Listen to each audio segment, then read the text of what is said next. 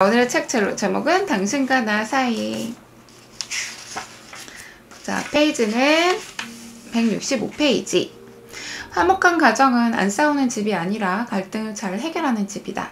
어둑해진 저녁, 퇴근한 아버지가 현관문을 열면 아이들이 뛰어나와 반기고 어머니는 얘들아 밥 먹어야지, 여보 빨리 씻고 나와요 라며 아버지의 외투를 받는다. 잠시 후 찌개가 끓고 있는 식탁에서 가족들이 도란도란 정답게 이야기를 나누며 밥을 먹는다. 우리가 늘 광고에서 보던 화목한 가정의 저녁 풍경이다. 그런데 그런 광고를 보며 밥을 먹고 있는 누군가의 얼굴은 어두워진다. 그의 집 식탁에서 가족들은 말이 없었고 밥도 같이 먹은 적보다 혼자 일회용 햇반에 김치, 달걀부침 하나 놓고 먹은 적이 더 많으니까. 그러면서 생각한다. 다른 집은 저렇게 화목한데 우리 집은 왜 이럴까? 정말 싫다. 그런데 나를 찾아온 환자들 또한 그런 말을 하곤 했다. 다른 집은 다 행복해 보이는데 우리 집은 안 그러니까 부끄럽고 속상했어요. 어린 시절 불행한 가정에서 자란 사람들은 특히나 화목한 가정에 대한 환상이 크다. 항상 웃음이 넘치고 수다가 넘치고 사랑이 흐르는 즐거운 집을 꿈꾸며 그런 집에는 싸움이란 걸 모르는 것 같다는 것이다. 텔레비전에서 보여주는 화목한 가정에 대한 이미지는 어느 순간 우리 집에 문제가 있음을 알려주는 방증이 되어버린다. 내 딸과 아들은 어릴 때 툭 하면 싸우기 일쑤였다. 그래서 내심 저 둘을 어찌할까 고민이 많았다. 그러던 어느 날 나를 상담해주던 정신분석가가 두 남매 사이가 어떠냐고 물어서 거의 매일 싸운다고 털어놓으며 한숨을 쉬었다. 그런데 갑자기 그분이 Congratulations, 축하해 라고 하는 게 아닌가. 어리둥절해야 하는 나에게 그는 그만큼 둘 사이에 오고 가는 게 많으니 남매 관계에 있어서 좋은 현상이라고 했다. 심하지만 않다면 어릴 때 싸우는 건 괜찮다는 것이다. 생각해보면 가족 사이에는 늘 갈등이 있을 수밖에 없다. 특히 형제자매는 태생적으로 부모의 사랑을 놓고 경쟁하는 관계다. 내가 더 사랑받아야 하는데 동생이 혹은 누나가 더 사랑을 받으면 시샘이 날 수밖에 없다. 그런데 가족끼리 그래서는 안 된다며 부모가 강압적으로 형제를 억누르면 그 갈등은 해소되는 게 아니라 어느 순간 풍선처럼 터져버린다. 수습 불가능한 상태가 되어버리는 것이다. 화목한 가정은 안 싸우는 가정이 아니라 갈등을 잘 해결할 줄 아는 가정이다. 갈등이 없는 집은 한 군데도 없으며 그 갈등을 서로 모르는 채 덮어두거나 본체 만채 살기로 작정하지 않는 이상 싸움은 피하기 어렵다. 그러니 갈등이 없으라는 환상부터 버려라. 내 딸과 아들의 문제만 해도 그렇다. 딸이 어려서 심장수술을 받았다. 그러다 보니 온 집안 식구의 걱정과 관심이 딸에 쏠릴 수밖에 없었다. 아들의 입장에서 보면 어린 마음에 아무리 아프다지만 자기가 받을 사랑마저 빼앗아가는 듯이 동생이 미웠을 수 있다. 그런데 만약 오빠인 내가 그러면 되겠니? 동생에게 양보해야지 하고 일방적으로 혼낸다면 아들은 아마 동생을 시기하는 나쁜 오빠라고 자책하면서 괴로워했을 것이다. 내가 못나서 엄마가 혼내는 거라면서 말이다. 그러므로 싸움이 벌어지면 덮어놓고 화해하라고 강요하기 전에 왜 그런 갈등이 생겼는지 찬찬히 들여다보고 그 원인을 해소하기 위해 애써야 한다. 형제자매라고 해봐야 둘밖에 없는데 둘 사이에 사이좋게 지내면 얼마나 좋겠는가. 하지만 애초에 너무 달아서 친하지 않은 형제자매도 있기 마련이다. 그럴 때는 굳이 사이좋게 만들려고 애쓰기보다 오히려 그 차이를 인정하는 게 좋다. 쟤는 참 나랑 안 맞아. 그런데 우리는 형제니까 라고 인정하며 형제 사이의 기본만 지켜나간다면 큰 문제는 생기지 않는다. 오히려 문제는 억지로 둘을 붙여놓고 싸우지 말고 사이좋게 지내라고 강요할 때 생긴다. 부부 사이도 마찬가지다. 아이들 앞에서 싸우는 것은 되도록 피해야 하지만 싸움 그 자체가 두려워 피해버리면 갈등이 풀리기는커녕 더 깊어진다. 게다가 아무리 숨기려고 해도 아이들은 부모 사이가 좋지 않으면 그것을 귀신같이 알아차린다. 또 아이들은 엄마 아빠 사이에 문제가 있다고 생각하지 못하고 자기가 공부를 못하고 착하지 않아서 부모 사이가 안 좋아졌다고 생각한다. 부모 사이의 갈등을 자기 탓으로 돌리는 것이다. 그런데 미숙한 부모들은 아이의 죄책감을 부추기는 발언을 해서 안 그래도 힘든 아이를 더 힘들게 만든다. 남편에게 화가 났는데 그 화풀이를 아이한테 하는 식이다. 너만 안 태어났어도 나는 내 아빠랑 결혼 안 했을 거야. 그러면 아이는 자기의 존재 자체가 엄마 아빠를 힘들게 만든다고 생각해 과도한 죄책감에 시달리게 된다. 더 황당한 사실은 세월이 지나 아이가 그 이야기를 하며 부모가 깜짝 놀라며 자기들은 그렇게 말한 적이 없다고 하는 것이다. 부모가 거짓말을 하는 것은 아니다. 왜냐면 부모는 당시 자기의 하소연을 늘어놓을 상대가 필요했고 마침 그 자리에 있는 아이에게 다 쏟아붓고 나서는 그 일을 잊어버렸을 따름이다. 부부 사이에 쌓인 갈등을 어떻게든 서로 풀었어야 하는데 그러지 못해 애꿎은 아이가 희생양이 되고 만 것이다. 그래서 나는 사람들에게 종종 말한다. 가족 간에 싸우지 않는 게 목표가 되어서는 안 됩니다. 중요한 건 잘 싸우는 법을 익히는 겁니다. 갈등이 생기면 빨리 그것을 인정하고 이를 해결하기 위해 서로 애쓰는 것이 중요합니다. 이때 잘 싸우는 법이란 상대방을 굴복시키기 위해 싸우는 것이 아니라 서로 무엇을 양보하고 배려해야 더불어 살아갈 수 있는지 알기 위해서 싸우는 것을 말합니다. 그러므로 싸운다고 해서 무조건 불행하고 싸우지 않는다고 해서 당연히 행복한 것 아닙니다. 서로 핥히고 상처 주기 위해 싸우거나 너무 자주 다투는 것은 안 좋은 일이지만 갈등을 풀기 위해 싸우는 것은 꼭 필요합니다. 갈등에 굴만 썩거나 더 이상 어찌할 수 없는 상태가 되기 전에 말입니다. 여기까지. 따심님 생일 축하드립니다. 좋은 하루 되세요. 자, 여러분들 그런 거 있죠. 우리 가족 왜 이렇게 싸울까? 그러면서 이제 뭐 행복한 가정 많이 나오잖아요. 저기 맨날 우리 인스타그램에도 많이 나오죠. 맨날 사랑 넘치고 저기 맨날 좋은 거 같고 맨날 웃는 거 같고. 근데 사람은 다 알 수 없어. 보기에만 알 수 없는 거예요. 안을 다 봐야 되고 진짜 좋은 가정은 그러니까 결혼할 때도 마찬가지예요. 결혼했을 때도 이 사람을 사랑해서 이런 것도 있지만은 이 사람과 과연 잘 싸울 수 있을 것인가? 또 봐야 돼요. 내가 이 사람과 다퉜을 때 다툼이 해결되지 않고 말꼬리가 이어진다면 대화가 잘 안 된다는 거거든요. 잘 대화할 수 있을지, 이 사람과 어떻게 대화할 수 있을지. 자, 여기에서 싸울 때도 마찬가지예요. 이미 이제 가정을 이루었다면 사람을 바꾸려고 하지 마세요. 내 자녀를 원래 타고난 어떤 것을 바꾸려고 하지 말고 내 남편을 또 내 아내를 바꾸려고 하지 마세요. 우리 쉽게 부부 사이에도 그렇고 엄마와 자녀 사이에도 이런 게 있어요. 한 사람은 엄청 깨끗해. 한 사람은 좀 지저분해. 잘 안 치우는 성격이야. 한 사람 엄청 깨끗해. 그러면 엄청 이 깨끗한 사람은 너무 스트레스를 받아요. 나는 맨날 치우기만 하고 이 사람은 양발 벗어놓으면 양말 세탁기에 넣고 맨날 뒤치덕거리 하는 사람인 것 같거든요. 근데 신기한 건 뭔지 알아요? 이렇게 어지르는 사람도 어지르는 사람끼리 붙여놓으면요. 조금 덜 어지르는 사람이 스트레스를 받아요. 자, 여기서는 이 사람을 갖다가 나처럼 깔끔하게 바꿔놓으려고 절대 하지 마세요. 아싸리 그냥 내가 이 사람한테 타박을 안 주고 싹 치우던지 그냥 내가 만약에 이 사람한테 청소를 시켰어. 근데 나한테 마음에 안 들어.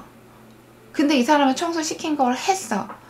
근데 그걸 청소를 왜 이 모양으로 했냐고 뭐라고 하면 안 돼요. 내가 청소를 이 사람한테 부탁을 했을 때 이만큼 해놨으면 그거에 대해서 고마워해야 되고 막 칭찬을 해줘야 되는 거예요. 내가 이렇게 청소를 시켰을 때 마음에 안 들면 이렇게 도와줬는데 설거지를 도와주고 빨래도 해주고 뭘 도와줬는데 내 마음에 안 들면 그냥 스스로 하세요. 그거 잔소리 할 거면 스스로 하는 게 나아요. 그래서 나한테 맞추려고 하는 게 아니라 어떤 타협점을 찾아야 돼요. 이 사람은 이게 최선인 거예요. 그럼 나는 진짜 요만큼까지 도와주는 거에 대해서 고마워해야 되는 거지. 거기에 대해서 나까지 내가 청소하는 만큼 내가 깔끔한 만큼 이만큼 하라는 나한테 맞춰달라, 이거는 욕심인 거예요. 그래서 두 분 어떤 대화를 할 때 그 중간점, 타협점을 찾아주는 거. 또 하나 사람을 여기도 있네요. 그대로 이제 인정하고 바꾸려 하지 않는 거에 두 번째 예가 있어요. 대화하는 이 기술도 되게 중요한데요. 예를 들어 이런 게 있죠. 신랑이 맨날 늦게 들어와서 싫어요. 신랑이 늦게 들어와서 싫어서 이거 이제 어디서 들은 게 있어요. 예쁘게 얘기하면 신랑이 들어주겠지 라고 해서 신랑한테 자기야, 나는 자기가 진짜 일찍 들어오면 좋을 것 같아. 일찍 들어오면 안 될까? 라고 했는데 신랑이 겁나 짜증내. 이거를요 반대로 생각해 보면 이거예요. 신랑이 예쁘게 얘기하는 거예요. 자기야, 나는 자기가 운동을 해서 진짜 더 날씬해지면 좋을 것 같아, 자기야. 겁나 기분 나쁘죠? 되게 좋게 얘기했는데 뭐야, 그럼 나 지금 별로란 말이야? 이게 조금 예시가 조금 비교가 딱 정확하진 않긴 한데 그런 거예요. 뭔가 웃으면서 얘기했지만 그것도 약간 강요거든요. 강요해요. 빨리 들어오는 거, 빨리 들어오라는 거. 결과적으로 몇 시까지도 아니고 빨리 들어오라고 강요하는 거기 때문에 스트레스를 받아요. 자, 어떤 식으로 바꾸면 좋냐면 이 사람이 그냥 집에 있을 때 되게 빨리 들어왔거나 주말에 그냥 집에 같이 있을 때 엄청나게 표현을 해주는 거예요. 나는 자기랑 옆에 있으니까 너무 좋아. 자기 옆에 있으니까 되게 심적으로 안정도 되고 나는 너무 자기랑 있어 너무 이 모든 게 그냥 숨 쉬는 것만으로도 너무 즐거운 것 같아. 이런 식으로 얘기를 하는 거예요. 같이 있었을 때 내가 이 사람하고 같이 있었을 때 그 즐거움을 마구마구 표현을 해주는 거예요. 근데 같이 있었을 때 맨날 짜증내면서 같이 빨리 들어오라는 건 솔직히 말이 안 되잖아요. 이런 건 동시에 이거죠. 거꾸로 얘기하면 만약에 이제 내가 운동을 하고 있는데 신랑이 이렇게 얘기하는 거야. 자기 지금도 너무 예쁜데 지금도 너무 예뻐가지고 내가 가슴이 너무 설레는데 이렇게 맨날 운동해가지고 더 예뻐지면 내 심장이 남아날 리가 없겠네. 더 예뻐져서. 이러면 어때요? 되게 기분 좋죠? 되게 막 더 운동하고 싶죠? 이 사람이 나 지금도 설레는데 나 이렇게 운동해서 더 예뻐지면 더 설레겠네? 이런 거잖아요. 똑같은 말을 이 사람 자체는 바꿀 수는 없어요. 절대 이 사람 자체를 바꾸려고 하지 마세요. 사람은 달라지잖아. 그렇지만 내가 원하는 어떤 모습으로 개선해 갈 수는 있어요. 내가 어떻게 하냐에 따라. 그죠? 내가 어떻게 말을, 그러니까 옛날에 우리 유행하는 CF 문구 있잖아. 남자는 여자하기 나름이에요. 여자도 남자하기 나름이에요. 내가 어떻게 하냐에 따라, 또 내가 내 자녀를 어떻게 하냐에 따라 내가 바라는 모습으로 조금 변화시킬 수는 있어요. 근데 말 한 끗 차이예요. 이게 툭툭대면서 말하면 절대 안 바꿔져요. 분명히 그러니까 어디서 막 웃으면서 얘기하면 다 들어주겠지 하면서 웃으면서 얘기했는데 신랑이 안 변해. 내가 어떤 얘기를 했는지 한번 생각해 보세요. 웃으면서 얘기했지만 그 안에 들어있는 거가 명령조, 명령하는 듯 내가 원하는 요구 조건이면 잘 들어주지 않아요. 내가 정말 그걸 원한다면 그 사람이 그 행동을 요만큼이라도 가까이 했을 때 굉장히 즐거워하는 모습을 보여주는 거야. 너무 즐거워, 너무 좋아. 그렇게 하면 신이 나서 자연스럽게 할 수밖에 없어요. 아까 얘기했죠. 청소도 마찬가지예요. 내가 청소를 시켰는데 내 마음에 안 든다고 청소를 이딴 식으로 하면 어떻게 이왕 하려면 제대로 하지. 그럼 다시는 청소하기 싫겠죠. 이 게으른 사람은 다시는 청소 안 해요. 그럼 네가 해. 나 못해. 네가 해. 이러겠죠. 뭔가를 시켰을 때 이 사람이 어떤 행동을 보였다면 고마워. 자기가 이렇게 청소해주니까 내가 오늘 너무 편하네. 내가 오늘 편하네. 이거 할 시간에 내가 반찬도 할 수 있고 다른 것도 할 수 있고 너무 편하네. 이렇게 표현해주는 거. 그리고 돌려 얘기하지 않는 거. 여기까지 얘기하면 오늘도 기니까 여기만 얘기할게요. 그리고 얘기할 때는 사랑의 마음으로 얘기를 하시고요. 진심으로 얘기하시고요.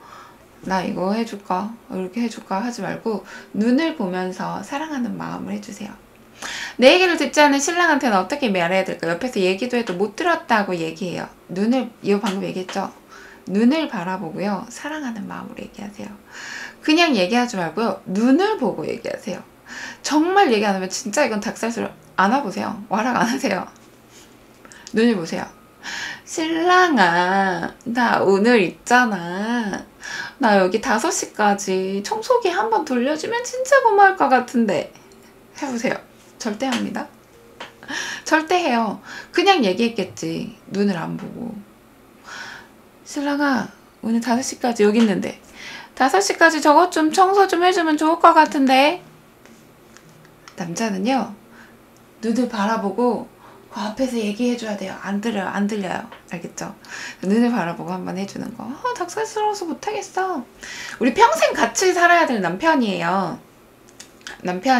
그래서 감사하는 마음 먼저 표현해 주시고, 진짜 사이가 안 좋다면 일단 오늘 내가 신랑한테 감사하는 마음을 표현해 보는 거예요. 감사하는 마음 표현해 보고 오늘부터 사랑한다는 표현을 조금씩 해주세요.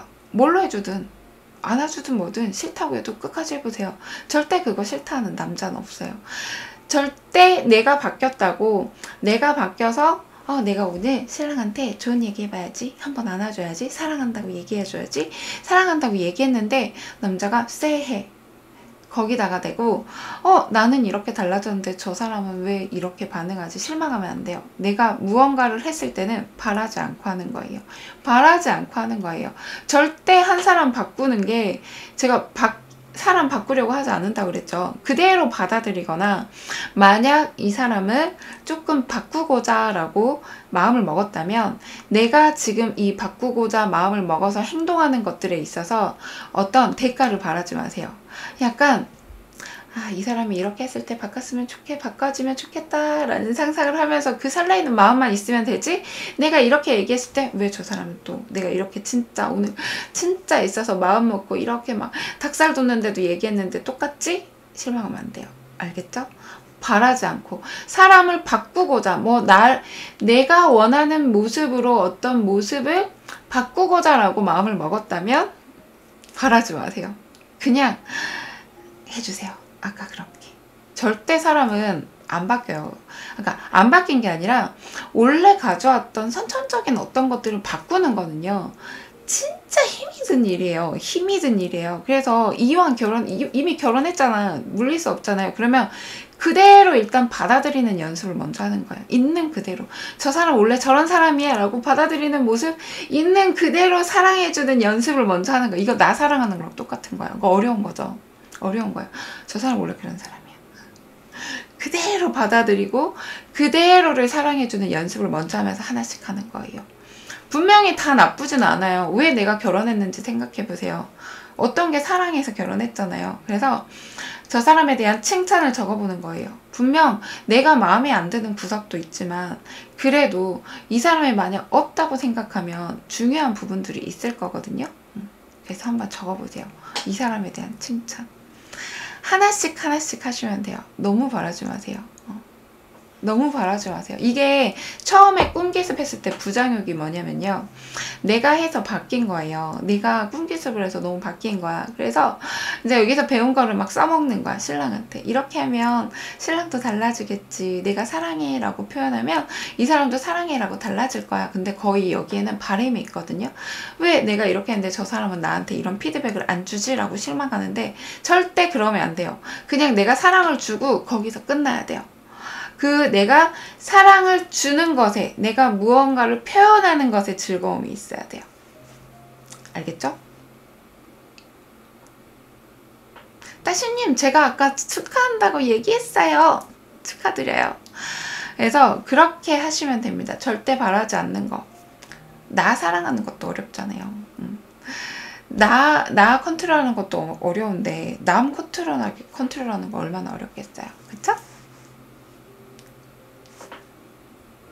남편 예약제는 뭐지? 그래서 천천히 하나씩 해보시고요. 그래서 제가 늘 얘기했죠.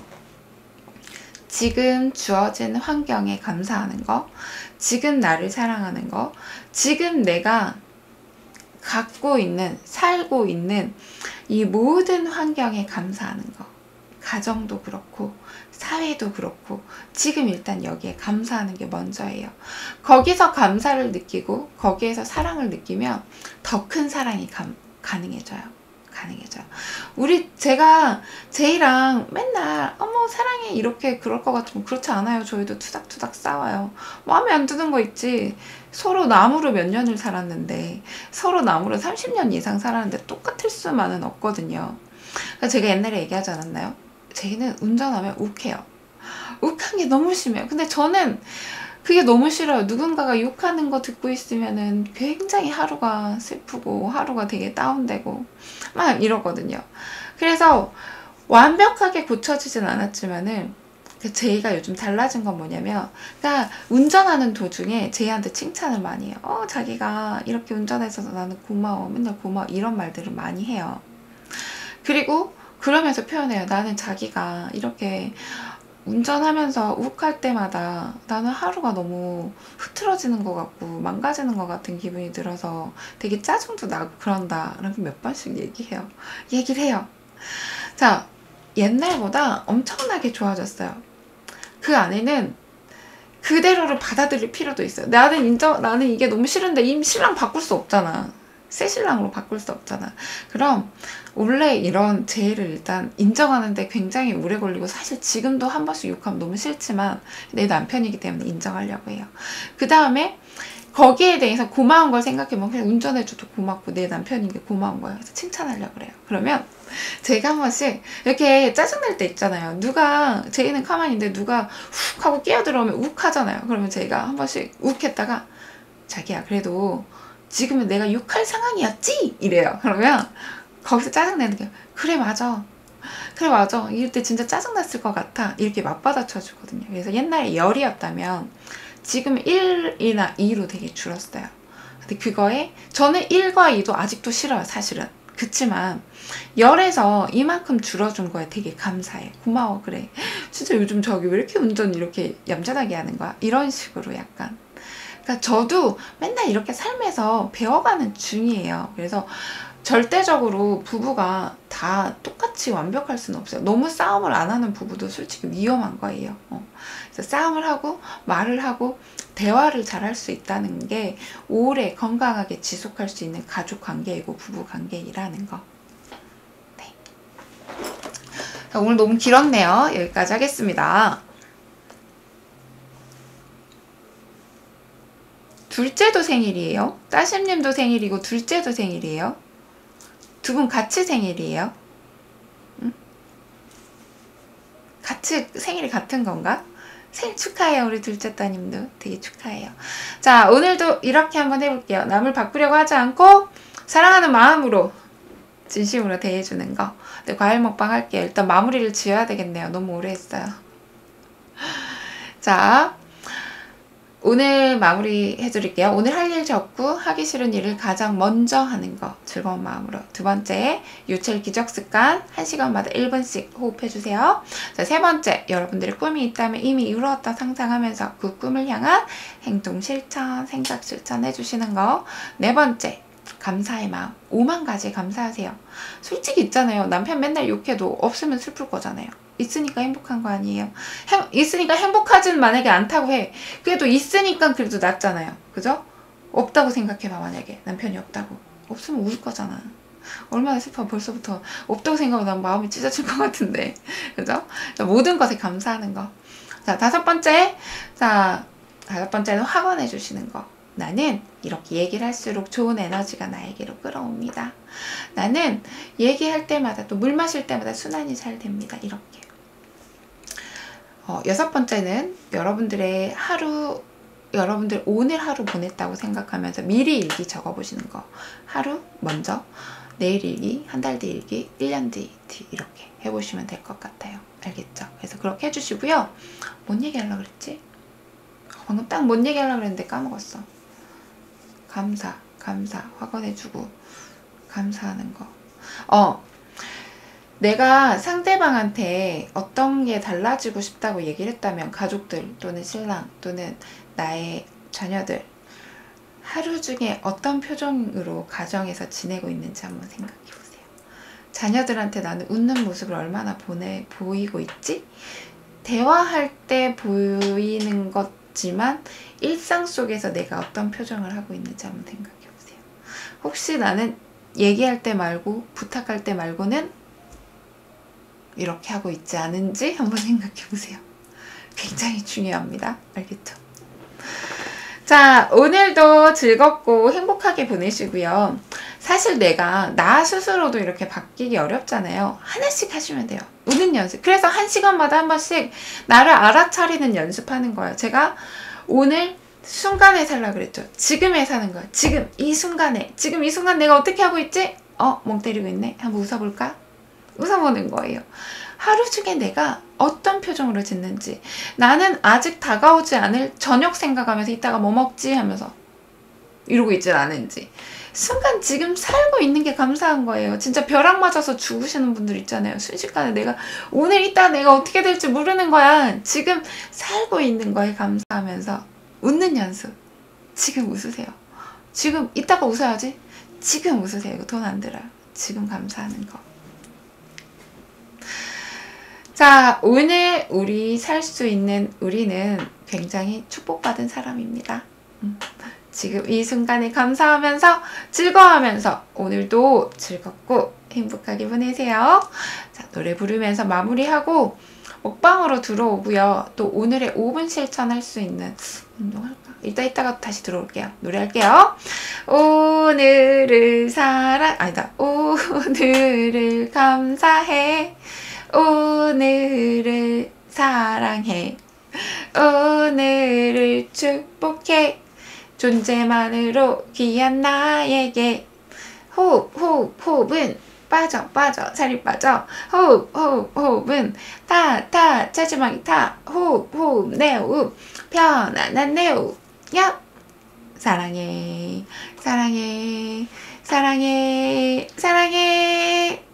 에너지 오늘도 즐겁고 행복한 하루 보내세요. 웃으면서 스마일. 사랑합니다. 감사합니다. 먹방은 한 45분 정도 들어올게요. 안녕. 다시님 둘째 따님 생일 진짜 축하드려요. 즐겁게 보내세요.